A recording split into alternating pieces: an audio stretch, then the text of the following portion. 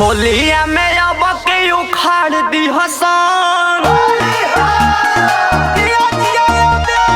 होलिया में अब के उखाड़ दी हसन। भौज के चोली फाड़ दी हसन। होलिया में अब के उखाड़ दी हसन। भौज के चोली फाड़ दी हसन। भौज के चोली फाड़ दी हसन। भौज के चोली फाड़ दी हसन।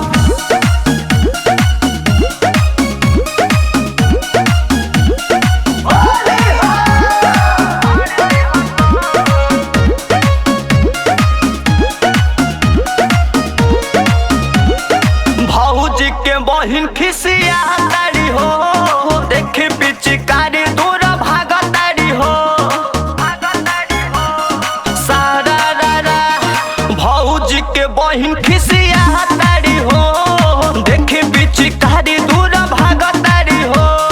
फगुआ के झंडा सो गाड़ दी हसन। फगुआ के झंडा सो गाड़ दी हसन। भौजी के चोली फाड़ दी हसन। होलिया में अब की उखाड़ दी हसन। भौजी के चोली फाड़ दी हसन। भौजी के चोली फाड़ दी हसन। भौजी के चोली फाड़ दी हसन।